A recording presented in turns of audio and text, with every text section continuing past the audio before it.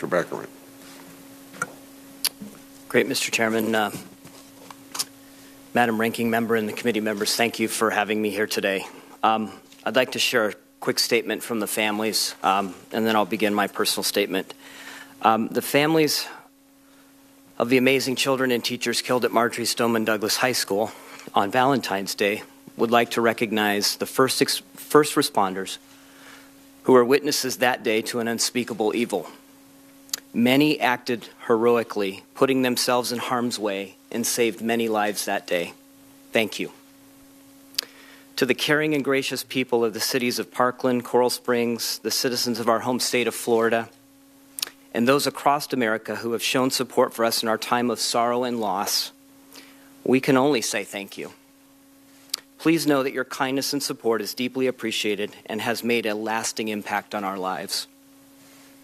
As families, we came from different backgrounds and we hold a variety of viewpoints. Yet we united around this simple idea. Our children and teachers should be safe at school. We rallied to the battle cry, "This time must be different." We came together to build on common ground, and we made history in Florida by passing legislation to achieve a first step in just 3 weeks. It was a good start, but it is not enough. And there's much more to be done. Now to my personal statement. In a season of loss, it is difficult to find meaning in tragedy. The senseless murder of so many, including my own beloved daughter, Elena,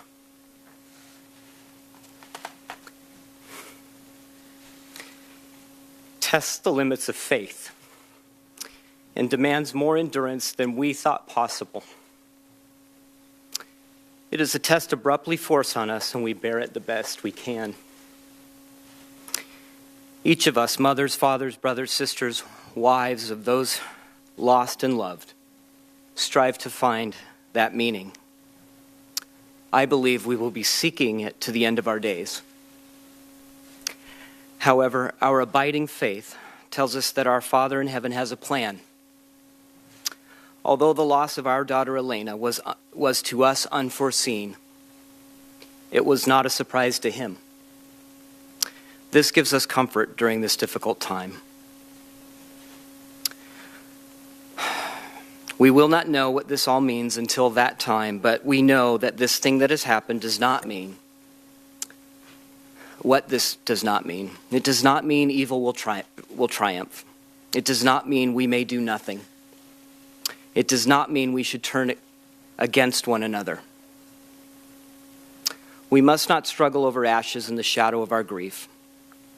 So instead of the media-fed, activist-inflamed, and politically aggravated din of the past month, I speak today about the real and substantive legislative and policy achievements we made in the state of Florida, earned at an unimaginable cost.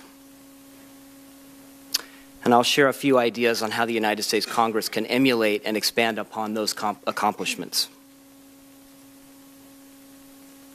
The steps taken by Governor Scott and enacted by the Florida legislature have little to do with opportunistic agitation launched in the wake of the Parkland killings. They serve no political agenda, but they do serve the people's agenda because they build on common ground. They are inclusive rather than divisive. Americans are deeply interested in safe schools, in caring communities, and in secure neighborhoods. As family of one of the victims, we've learned at great personal cost that Americans can come together. Policy and political action ought to take their cues from this American majority. We do not have to all agree on guns, and we won't.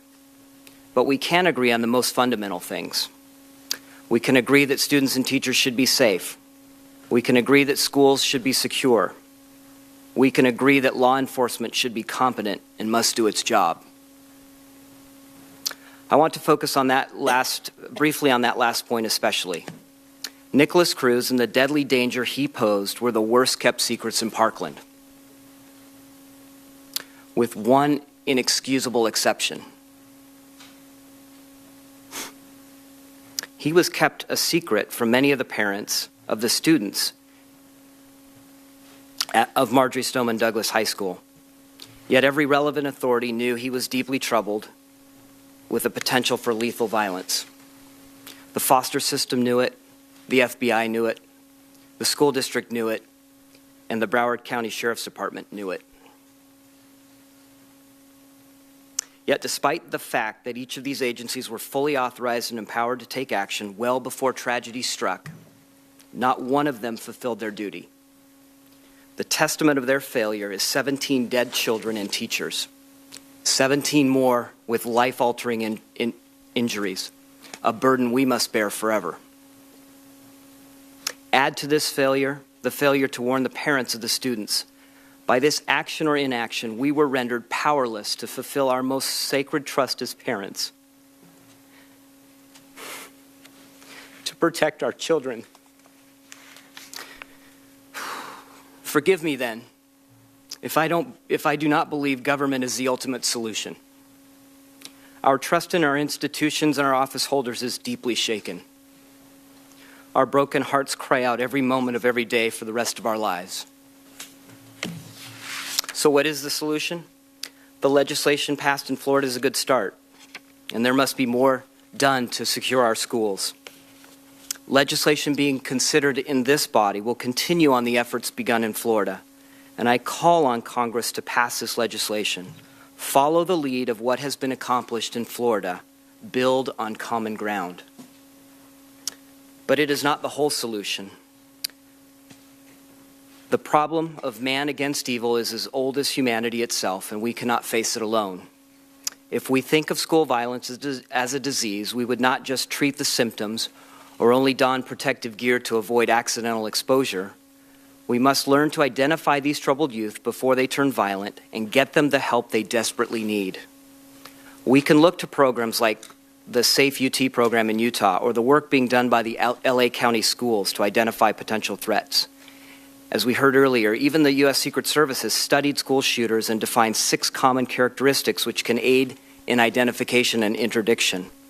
Identification and interdiction has become my mission, not one that I ever wanted, but one I accept in Elena's name, and I will see it through.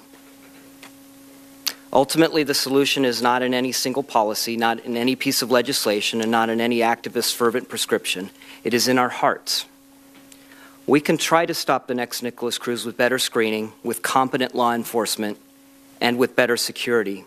Sometimes we will succeed, but sometimes those measures alone will fail. Where we really need to stop the next killer is in our homes, in our communities, and through our faith. The best defense against the next Nicholas Cruz is in building up strong families where love can be shown to a hurting child. It is in the care we show to a struggling or overwhelmed neighbor. It is in the charity we extend to a stranger. It is in the comfort we give a wounded heart. It is in the kindness we show to an isolated, struggling young man. It is in the reflection of God that we have in ourselves. That isn't within the power of this Congress or any body of men to give or command, but it is within each of us. Until we as a society understand that, our efforts will continue to fall short. It is my hope that senseless, tragic events like the one that took my dear daughter will awaken people across our nation that we need to work collectively to create a significant cultural shift. I hope we do. If we do, it will be the part of us that is most like Elena. Thank you. Thank you, Mr. Petty.